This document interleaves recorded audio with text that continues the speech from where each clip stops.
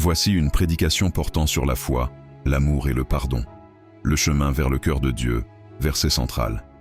Maintenant donc ces trois choses demeurent, la foi, l'espérance, l'amour, mais la plus grande de ces choses, c'est l'amour. 1 Corinthiens 13, verset 13. Le royaume ne tient pas sur des slogans. Mes bien-aimés, aujourd'hui, je ne viens pas vous parler de religion. Je viens vous parler de vie éternelle. Je ne viens pas vous réciter des versets. Je viens vous ouvrir le cœur de Dieu. Le ciel ne s'ouvre pas avec des clés humaines. Il ne s'ouvre pas avec les larmes de la douleur, mais avec les armes de l'esprit. Et parmi toutes ces armes, trois sont indispensables, indissociables et invincibles. La foi, pour croire au-delà de la logique. L'amour, pour agir selon la nature de Dieu. Le pardon, pour vivre libre du passé. Ces trois ne sont pas séparés. Ce sont les trois battements du cœur du royaume. Coupe l'un, et les deux autres saignent. La foi, la première respiration de l'âme sauvée. Or la foi est une ferme assurance des choses qu'on espère, une démonstration de celles qu'on ne voit pas. Hébreux 11 verset 1. La foi, ce n'est pas un espoir flou, c'est une conviction profonde. Ce n'est pas fermer les yeux, c'est voir avec les yeux de Dieu.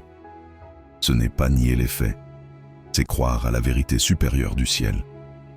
Quand Abraham a levé les yeux sur le désert, il a vu la stérilité. Mais par la foi, il a vu une multitude de nations sortir de ses reins desséchés. Quand Moïse a levé son bâton devant la mer, il n'a pas vu de barque. Mais par la foi, il a vu un chemin là où il n'y en avait pas. Quand la femme à la perte de sang a touché Jésus, elle n'avait pas de garantie. Mais par la foi, elle a tiré la guérison du manteau du Messie. La foi, c'est le moteur invisible de chaque miracle. Mais elle ne vit pas seule. Elle a besoin d'un carburant, l'amour. L'amour, la substance de Dieu. Dieu est amour. 1 Jean 4, verset 8. L'amour n'est pas une qualité de Dieu, c'est son identité. Tu peux avoir le don de prophétie, tu peux faire des miracles, tu peux parler en langue, mais si tu n'as pas l'amour, tu es du bruit pour les cieux. CF 1 Corinthiens 13, verset 1. L'amour, ce n'est pas un sentiment romantique. C'est un sacrifice silencieux, un choix, une manière de voir, d'agir et de servir.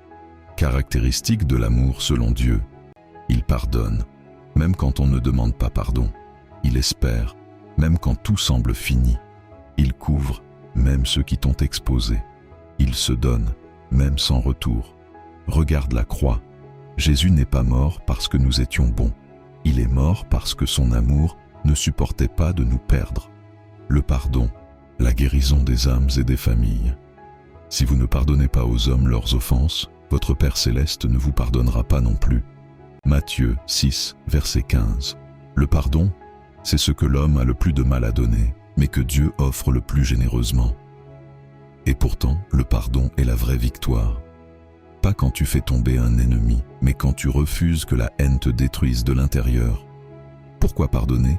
Parce que tu as été pardonné, bien plus que ce qu'on t'a fait subir. Parce que le pardon libère ton âme du poison de la rancune. Parce que le pardon rend l'amour crédible et la foi visible. Attention, beaucoup disent qu'ils ont la foi, mais leur cœur est plein d'amertume. Beaucoup parlent d'amour, mais ils n'ont pas pardonné à leur père, à leur ex, à leur bourreau. Tu ne peux pas glorifier Dieu avec une bouche qui refuse de pardonner. Les trois alliés du ciel. Ces trois ne sont pas des accessoires. Ce sont des fondements éternels. Éléments, fonction spirituelle, résultat, foi, connecte à Dieu, ouvre les cieux. Amour, manifeste Dieu, attire les âmes. Pardon, libère le cœur et restaure l'unité. Prépare la visitation, exemple puissant dans la Bible Joseph. Il a été rejeté, vendu, emprisonné injustement. Il aurait pu tuer ses frères par vengeance, mais il a choisi le pardon par amour, dans la foi que Dieu avait un plan. Et Dieu l'a élevé. Étienne, acte 7. En train d'être lapidé, il a crié « Seigneur, ne leur impute pas ce péché ». Ce cri a ouvert la porte du ciel pour Saul, futur apôtre Paul. Un pardon a déclenché un réveil. La révélation centrale. La foi t'aide à te connecter à l'invisible. L'amour te pousse à ressembler à Jésus. Le pardon t'ancre dans la liberté du ciel. Sans foi, tu vis dans la peur. Sans amour, tu vis dans le vide. Sans pardon, tu vis dans la prison. Mais avec les trois, tu marches dans l'axe du ciel. Appel au cœur. Tu crois que tu as la foi? Très bien. Mais as-tu pardonné à celui qui t'a trahi? As-tu aimé celui que tu ne comprends pas? As-tu porté l'autre dans la prière plutôt que dans la critique? Car Jésus ne t'a pas demandé de te justifier. Il t'a demandé de croire, d'aimer et de pardonner. Appel à la réponse. Viens, toi qui es fatigué d'aimer sans retour. Viens, toi qui as cru et qui n'as rien vu.